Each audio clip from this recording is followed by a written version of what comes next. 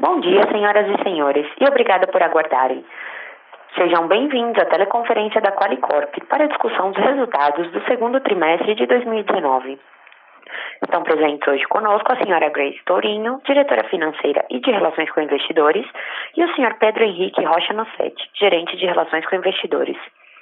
Este evento também está sendo transmitido simultaneamente pela internet via webcast, podendo ser acessado no endereço www.qualicorp.com.br/ri, onde se encontra disponível a respectiva apresentação. Informamos também que este evento será gravado e que os participantes ouvirão a teleconferência durante a apresentação da empresa, e em seguida iniciaremos a sessão de perguntas e respostas quando mais instruções serão fornecidas. Caso algum dos senhores necessite de alguma assistência durante a conferência, queiram por favor solicitar a ajuda de um operador digitando *0. Gostaria agora de passar a palavra à senhora Grace Tourinho, que fará a abertura da conferência. Por favor, senhora Grace, pode prosseguir. Bom dia a todos e muito obrigado pela presença em nosso call de resultados do segundo trimestre. Antes de falar sobre os resultados alcançados, acho importante a gente relembrar sobre o fato relevante que a companhia divulgou no último dia 8 de agosto. Primeiro foi a promessa de compra e venda de 10% do capital da companhia, de titularidade do acionista fundador, para a Redditor, que ainda está sujeito à aprovação do CAD. O Júnior, atual CEO, conselheiro dessa companhia, permanecerá em suas funções administrativas até que a operação se concretize. Depois, seguirá somente como um acionista, detendo ainda 9,98% das ações da companhia. Importante ressaltar para vocês que o acordo de não-compete, assinado no final de setembro de 2018, permanece válido pelo prazo estabelecido, mesmo após Júnior deixar suas funções como administrador da companhia. Essas são as informações que a gente já divulgou e, por enquanto, a gente está aguardando a aprovação do QAD para estar divulgando qualquer outras informações adicionais. Agora, indo muito mais no foco do dia a dia da companhia e dos resultados que a gente tem apresentados e que gostaríamos ainda de apresentar para vocês, nesse tocante, falando mais nesse negócio da companhia, destaco novamente o EBITDA, que cresceu no segundo trimestre de 2019, tanto no comparativo anual como no sequencial.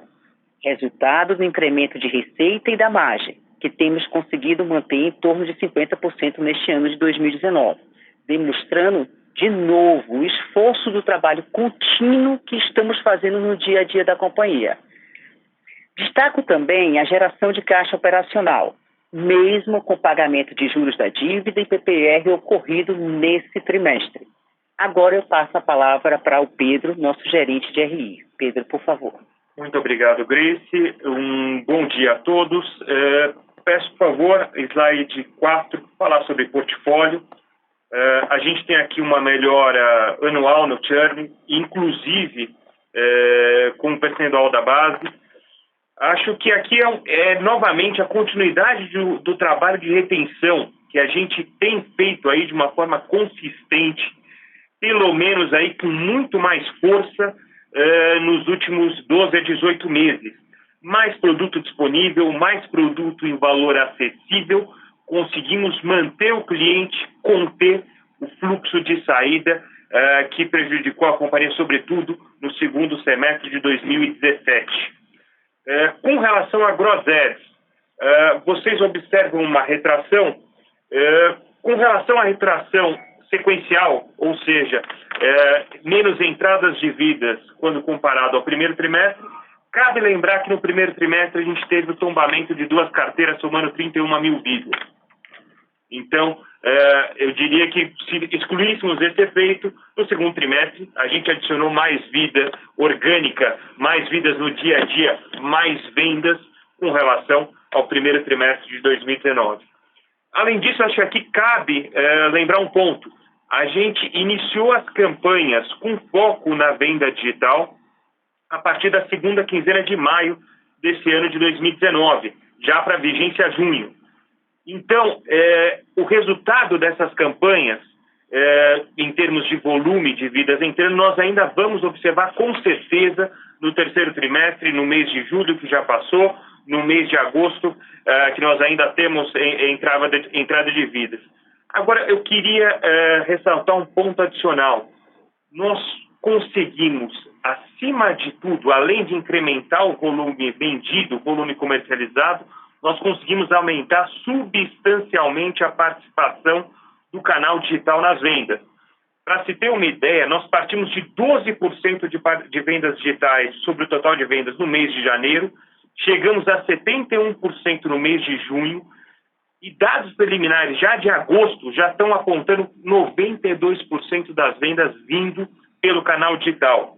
Então, é uma iniciativa que está nos permitindo fazer uma venda mais rápida, uma venda mais segura e, além de tudo, no longo prazo, revisar a estrutura dentro da empresa e reduzir diversos gastos relacionados aí ao processo de venda e inclusão do cliente na base. Tratando agora, fechando aqui essa parte operacional de adesão médico-hospitalar, merece positivo e um pouco mais de 4.400 vidas nesse trimestre. Já um trailer de terceiro trimestre, acredito que é uma preocupação de todos, tendo em vista que uma boa parte da nossa carteira é reajustada no terceiro trimestre de cada ano. Das preliminares aqui já apontam para a gente uma melhora no ano contra ano. A gente deve estar falando aí de mais ou menos 20% a 25% de melhora em julho com relação a julho de 2018. Com relação aos demais segmentos da companhia, acho que a única coisa aqui que eu posso destacar com relação ao corporativo e outros, autogestão, a gente teve uma perda de vida no comparativo anual. Por outro lado, a gente conseguiu incrementar vidas tanto no corporativo quanto no PME. Agora, senhores, por favor, slide 5, gostaria de falar sobre receita líquida. Vocês veem aqui 497 milhões no segundo trimestre de 2019, incremento nos comparativos tanto anual quanto sequencial. Acho que acho que aqui um ponto importante, nós sempre destacamos para vocês no que tange receita de adesão, sempre acompanharem a evolução de receita de taxa de administração e taxa de corretagem, as duas receitas recorrentes que nós temos. Então, muitas vezes vocês podem ver uma subindo mais do que a outra. O interessante é a companhia sempre ter uma margem consistente somando essas duas receitas recorrentes. Analisando o incremento sequencial, um ponto importante para destacar, aquelas 31 mil vidas que eu citei anteriormente, que entraram no primeiro trimestre, elas entraram no final daquele trimestre, então o impacto de receita ele passou a ser sentido aí com mais consistência a partir do mês de abril. Razão pela qual vocês veem uma alta tão grande na receita de afinidade entre o primeiro e o segundo trimestre. Vamos para o slide 6, falar sobre custo de serviço e margem bruta. Acho que a margem bruta já é uma evolução que vocês têm acompanhado aí já desde 2017, um esforço nosso de revisar despesas, revisar estruturas e aumentar a eficiência da companhia nos seus custos. Dois pontos aqui que acho que eu tenho para ressaltar, que talvez estranhem com relação principalmente a royalties. Eu peço que vocês sempre observem o acumulado do primeiro semestre, o acumulado do ano, onde a gente tem aí uma economia de cerca de 12% com relação ao ano passado. Com relação a serviços de terceiros, onde vocês observam aí também um incremento. Não é segredo para ninguém, a companhia investe bastante em sistemas, em melhorias operacionais, sistemas mais eficientes, um melhor atendimento ao cliente. Durante um período que esses sistemas são investimento, entram no CAPEX da companhia, quando eles entram em uso, passam a ser despesa, isso nos exige sustentação e manutenção. Em alguns períodos pode acontecer até sobreposição desses sistemas enquanto a gente está numa transição. Então, só destaco aqui que esse aumento é muito mais pontual. No longo prazo, vocês vão conseguir observar a economia. Um último ponto, antes de passar para a despesa administrativa, o gasto com o pessoal, ele tem aí um impacto de cerca de 8 milhões por conta de rescisões que aconteceram no segundo trimestre de 2019. Isso vai nos gerar economia no longo prazo. Finalmente aqui, G&A e despesa comercial, slide 7, falar de G&A e despesa administrativa. Você tem uma subida de 6% no comparativo sequencial. Gasto com pessoal e serviço de terceiro, principalmente. Gasto com pessoal. Aqui a gente tem um efeito de 4,3 milhões em ação restrita, que começa a passar no resultado da companhia a partir de maio de 2019. Então, o plano de ação restrita ele foi aprovado na Assembleia de abril de 2018. As ações restritas foram entregues em maio e vão estar transitando pelo resultado da companhia durante 4 anos. Tá? Além disso, aqui temos um gasto que ele foi, de uma certa forma, extraordinário, que é um volume de rescisões de cerca de 2,9 milhões no segundo trimestre. Então, isso também vai propiciar economia para a companhia no médio e longo prazo. Fechando agora em despesa comercial, slide número 8, vocês observam aqui um volume de amortização de comissões por novas vendas que está aumentando tanto no comparativo anual quanto sequencial. Isso reflete principalmente o aumento de campanhas de venda com natureza de premiação. Campanhas de venda com natureza de premiação são diferidas e transitam nessa linha de amortização de comissão. Razão pela qual, senhores, inclusive vocês estão vendo a linha de campanhas de venda decaindo fortemente, tanto no comparativo anual quanto sequencial. O foco da companhia nesse momento é investir em campanhas que estão diretamente relacionadas à venda. Nós pagamos uma premiação extra para o corretor que vender, sobretudo o corretor que vender no canal digital.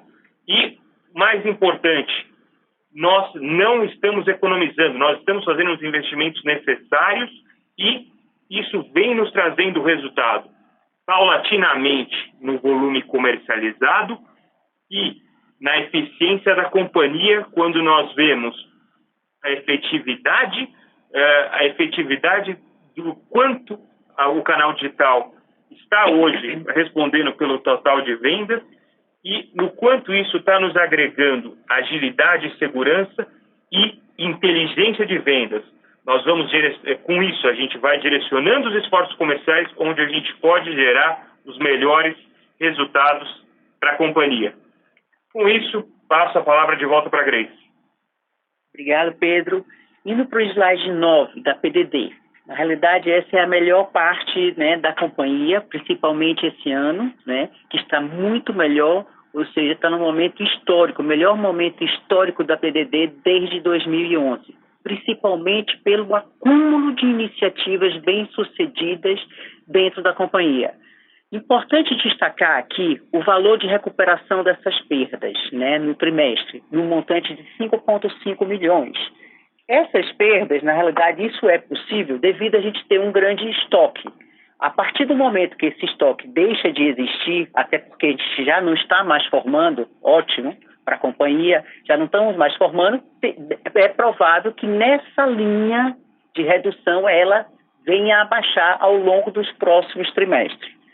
Tenho plena confiança de que finalizaremos também 2019, com relação a isso, com uma performance superior ao que a gente teve em 2018, dado que conseguimos aprimorar não só na gestão, mas também ao longo dos últimos 12 meses.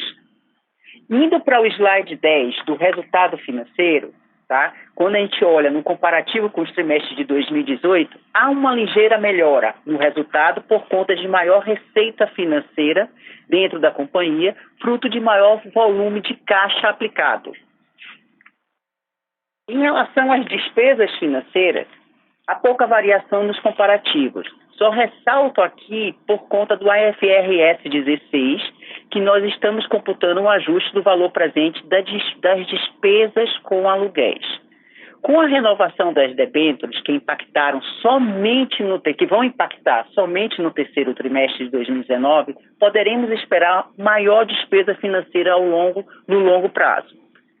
Indo para o slide 11, com relação ao nosso EBITDA da companhia. Com relação ao EBITDA, temos crescimento nos comparativos anuais e sequencial, muito por conta do crescimento da receita, mas também por conta da redução de custos que a gente tem nessas linhas. Podemos observar uma margem que a gente está orbitando em torno de 50% ao longo dos últimos 12 meses.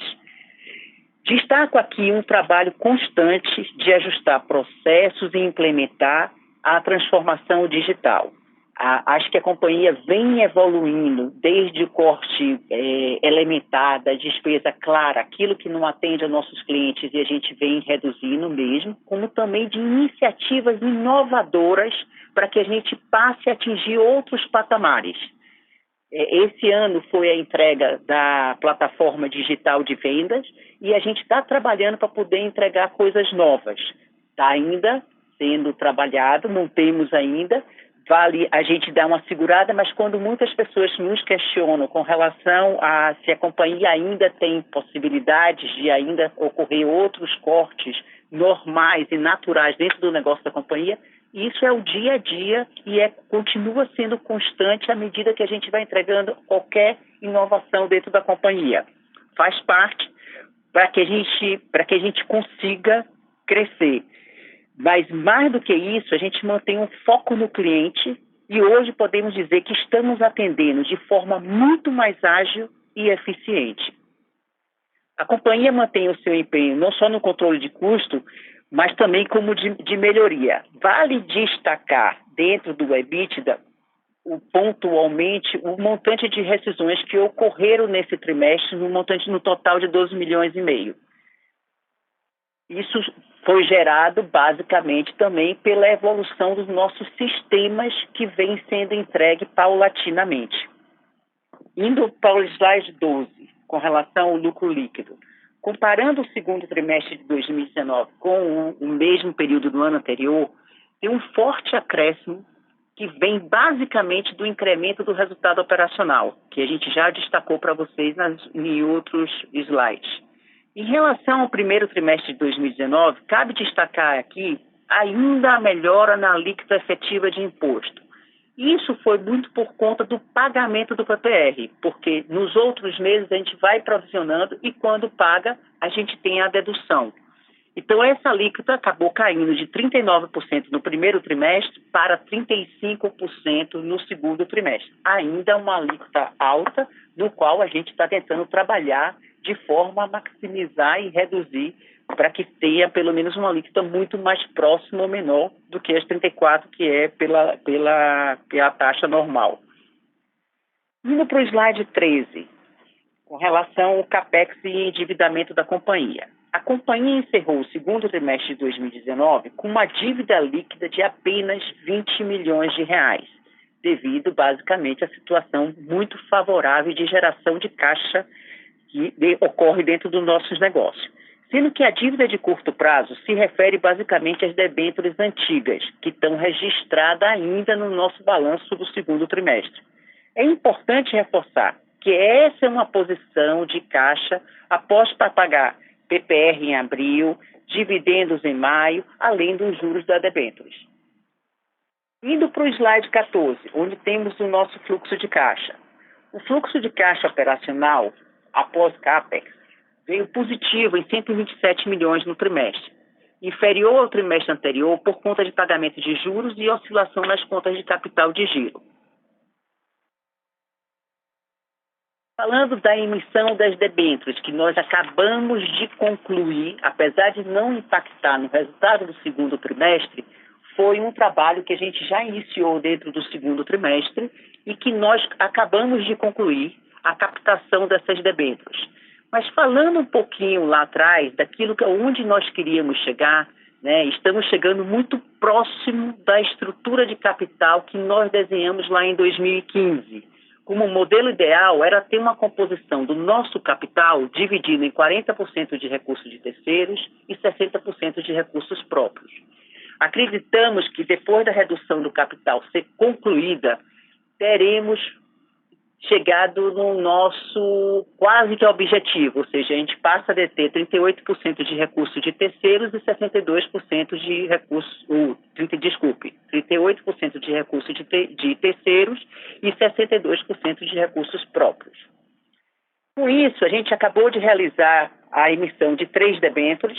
No total, captamos no montante de 1,3 bilhões, sendo na Qualicorp Benefícios 290 milhões, com vigência de 4 anos, um recurso 100% utilizado para a quitação da dívida anterior. Já na Qualicorp Corretora, nós captamos 310 milhões, com vigência de 3 anos, sendo 260 milhões utilizados para a quitação da dívida anterior e os 50 milhões nós pagamos como dividendos para a holding do grupo. Na Qualicorp Consultoria e Corretora de Seguros S.A., atual denominação da nossa holding, a gente captou 700 milhões com vigência de 3 anos.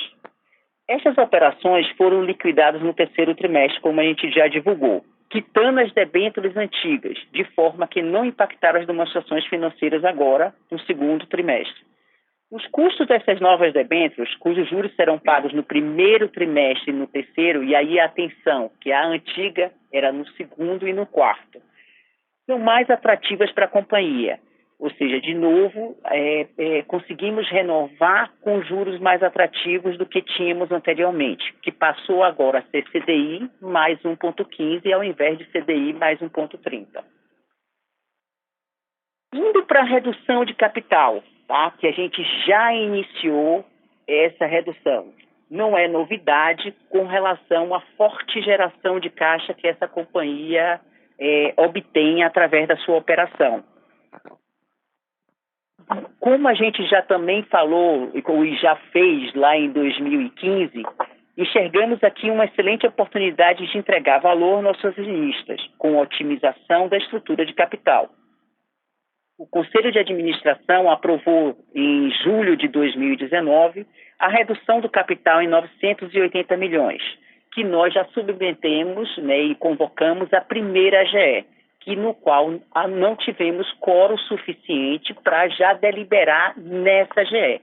Entretanto, teremos amanhã a nossa próxima AGE, que foi convocada, tá certo, para o dia 15 de agosto, e no qual a gente conta com a presença de todos os acionistas para aprovar e podemos seguir com os trâmites necessários para concretizar essa operação. E também aí eu faço um esforço e um apoio para que vocês estejam presentes, desde os maiores acionistas até os nossos menores. É importante que vocês venham e possam votar para que a gente possa concluir essa operação. Eu agradeço a vocês e passo agora para as perguntas. Muito obrigado. Obrigada. Iniciaremos agora a sessão de perguntas e respostas. Caso haja alguma pergunta, por favor, digitem *1. Se a sua pergunta for respondida, você pode sair da fila digitando a tecla sustenido. As perguntas serão atendidas na ordem em que são recebidas. Solicitamos a gentileza de tirarem o fone do gancho ao efetuarem a pergunta. Dessa forma, uma ótima qualidade de som será oferecida. Por favor, aguardem enquanto coletamos as perguntas.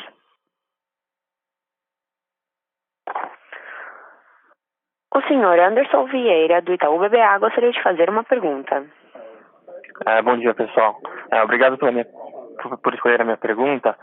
São duas. Primeiramente, vocês comentaram bastante sobre os esforços na Princípio Digital, né? Então, a gente viu aí um impacto relevante aí na venda, mas eu queria abordar também do lado do suporte ao cliente. Onde vocês acham que estão, em termos da utilização dessas iniciativas digitais em relação ao suporte ao cliente, e se um possível aumento da penetração desses serviços poderia implicar, talvez, em redução em outras linhas de custos e despesas, como o pessoal, por exemplo. E além disso, vocês mencionaram que podem expandir essas iniciativas digitais em outras frentes. Se vocês pudessem comentar um pouquinho disso, seria interessante. Aí uma segunda pergunta, a gente viu aí marginalmente o Clube da Saúde desacelerando. Na cabeça de vocês, como é que esse produto deve se comportar para frente, em relação aos demais produtos de ticket mais baixo? São essas duas perguntas. Obrigado, pessoal.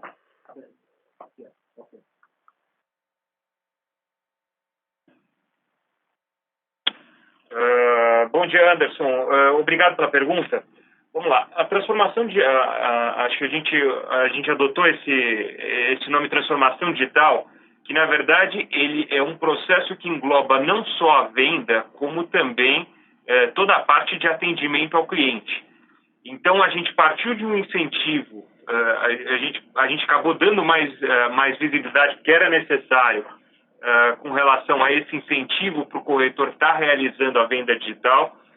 É um ganho muito grande de processo para a companhia, porque, só para você ter uma ideia, a gente conseguiu reduzir em praticamente 10 dias o processo de inclusão desse cliente no portfólio da companhia. A gente chegava a demorar em 13, 14 dias na média, a gente está reduzindo esse prazo para 3 a 4 dias. Quer dizer, a proposta já vem online, check-up de informações já dentro da própria ferramenta.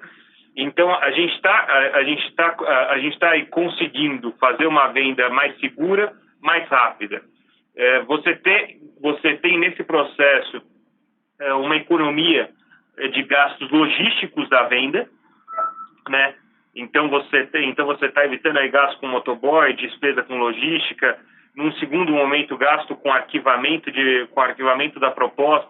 Então você tem uma série de gastos aí na cadeia de venda que você vai poupando com a transformação digital. Aí é claro que isso também também assim nessa derivada você também vai conseguindo revisar algumas estruturas no que tange a inclusão no que tange pessoas para fazer a inclusão da venda no portfólio. Outra parte da transformação digital que se refere ao atendimento ao cliente, onde hoje a gente já consegue fazer mais da metade dos atendimentos utilizando chatbox, WhatsApp, portal, aplicativo que hoje já está disponível para Android, iPhone. Isso também vem nos permitindo revisar algumas estruturas, incluindo pessoal e também serviços de terceiros, porque uma parte desse atendimento ao cliente também engloba serviços terceirizados. Então, assim, é um processo, a gente está começando ainda a obter os ganhos, tem muito mais por vir, eu não quero aqui dar magnitude. Com relação ao teu segundo questionamento, o clube de saúde. A bem da verdade, Anderson, o clube de saúde ele não perdeu muita força de venda. O que acontece com esse programa de incentivos que a gente colocou para a venda digital ajudou a impulsionar venda de outros produtos que não são desse segmento de baixa renda e aí acabou diluindo um pouco a participação do clube de saúde na venda. Mas, não, a bem da verdade, ele está, em termos absolutos, a performance de clube de saúde vem bem consistente, aí já tem mais de 2 anos. Tá ok. Então, em termos de estratégia para o clube de saúde, assim, nada muda, né? Não muda. A gente é um segmento extremamente interessante para a gente, nos ajuda a penetrar em diversas regiões do Brasil, ao qual nós não estávamos presentes há 4 anos atrás. Em termos de estratégia, nada muda. Tá ok, então. Super claro, pessoal. Muito obrigado. Obrigado. O senhor Joseph Giordano, do Banco JP Morgan, gostaria de fazer uma pergunta. Bom dia a todos, bom dia Grace, Pedro, obrigado pela minha pergunta. Na verdade, entrando um pouco aí na questão dos planos um pouco mais acessíveis e o clube de saúde, então hoje eu queria entender um pouquinho como é que está se comportando o churn nos produtos mais tradicionais versus o clube de saúde, para entender como é que se de fato o clube de saúde ainda continua com uma performance um pouco pior no churn. E por último aqui entender das iniciativas novas de crescimento, né? Tivemos um foco bastante forte na margem ao longo dos últimos 2, 3 anos, mas a gente tem aí para o fim do ano provavelmente o lançamento do Que Saúde, né? Então, queria entender se vocês podem compartilhar um pouquinho mais de detalhes desse produto. Obrigado.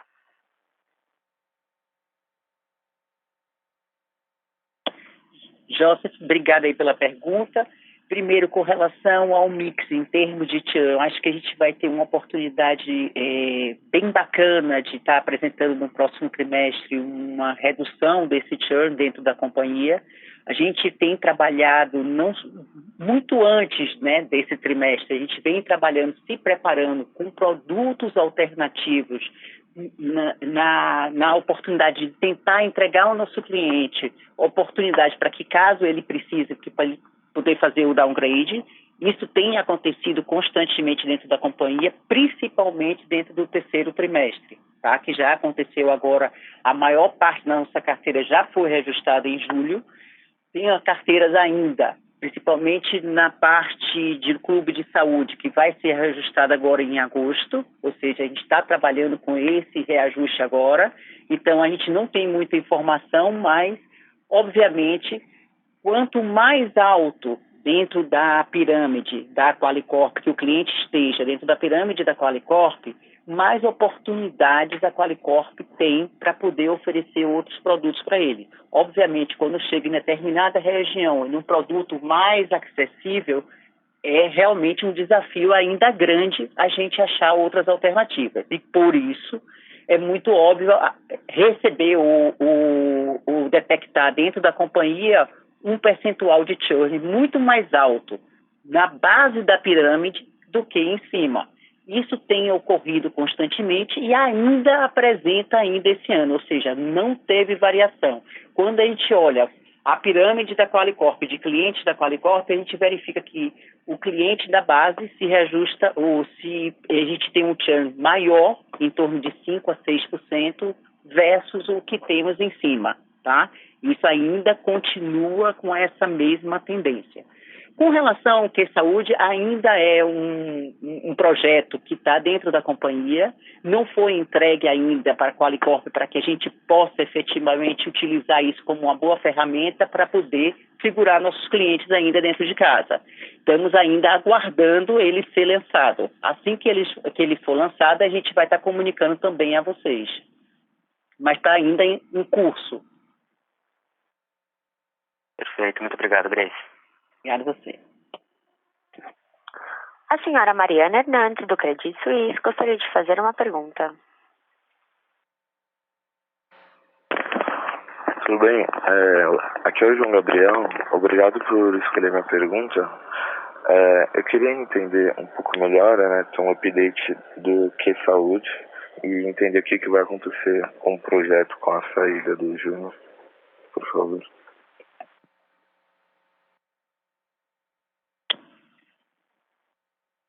Eu não sei se a gente te ouviu. Você quer entender um pouquinho o Que Saúde, com relação à saída do Júnior, como é que o Que Saúde ficaria dentro da companhia. Em tese, a gente não tem nenhuma mudança ocorrendo ainda. A gente só pode esperar qualquer mudança, caso ela venha a ocorrer, após a aprovação do CAD. Por enquanto, o Júnior segue normalmente dentro da companhia, no dia a dia da companhia, atuando. Ele não está nesse call hoje conosco somente por conta de dificuldade de agenda, de estar atendendo, e a gente aí se dividiu, mas, enfim, continua o mesmo ritmo até que o CAD possa aprovar e assim a gente ter alguma outra posição. Certo, ficou claro. Obrigado. Nada. O senhor Tobias Spingelin, do Citibank, gostaria de fazer uma pergunta. Bom dia, Grace. Parabéns pelos resultados. Só queria entender um pouco melhor a evolução da estratégia digital. Quer dizer, ela foi implementada em meados de maio. Vocês falaram que tem muita coisa boa para acontecer ou para a gente poder ver ainda, mas se você pudesse dar uma ideia de tendência desde que ela foi implementada, o que é que vocês têm sentido especificamente do ponto de vista de crescimento, do ponto de vista de adições. Eu queria entender um pouco isso e até amarrar com o que você falou, que os dados preliminares de julho indicavam que julho foi 20% a 25% melhor do que 2018. Então, queria só entender um pouco melhor isso. E a segunda pergunta só, você falou bem também do PDD, você falou que teve 5,5 milhões de recuperação no trimestre, que o estoque está diminuindo, então daqui para frente a gente deve esperar menos, mas você pode dar uma ideia? Ainda tem, assim, na expectativa de vocês, mais recuperações ao longo do terceiro e quarto trimestre ainda, ou agora é só realmente uma base já mais sólida, mas a gente não vai ver esse tipo de efeito? Obrigado.